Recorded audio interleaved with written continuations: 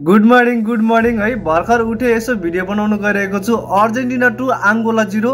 आज खेलको बारेमा कुरा नगरौँ होला है। आङ्गोलाको ताल यस्तो थियो, अर्जेन्टिनाको चाहिँ यस्तो राम्रो खेले हो, तर नर्मल तरिकाले खेले।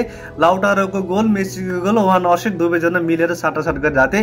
मेसीको चाहिँ 895 गोल, 401 असिस्ट भयो है। अब अर्को कुरामा जाउँ, मायाको कुरा के। जब हिजो मेसी बसमा यात्रा गर्दै थियो नि, त्यहाँ मेसी मेसी भनेर पुरा रोटै रिजा परेर माहौल चर्काइरहेको थियो। स्टेडियममा आयो, त्यहाँ पनि माया है। आङ्गोलाको कतिपय फ्यान्सहरूले त ब्यानर बनाउने, अर्जेन्टिनाको जर्सी लाएर समर्थन गर्दै थिए है। जब मेसी निस्किन्छ नि अन्तिममा, कतिपयले याद गरेको गरिन होला, त्यहाँ यति एकछिन त 1 मिनट जति त मेसी मेसी मेसी भन्ने टाइपको माहौल, मोबाइल लिएर सेल्फी, त्यो माया के है।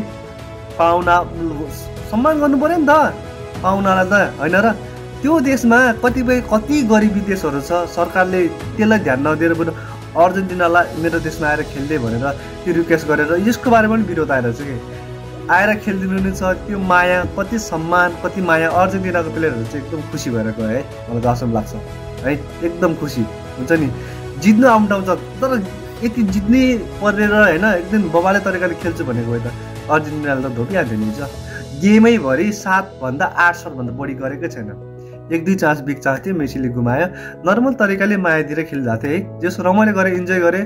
अब अर्जेन्टिनाको फ्यान्सहरूलाई बधाई है, के बधाई भन्नु, यो एउटा माया त हो। अब 2 भए आङ्गोलाको प्लेयर, आङ्गोलाको त्यहाँ सत्यमणि वासीहरूलाई चाहिँ सम्मान गर्नुपर्छ यो मायाको लागि।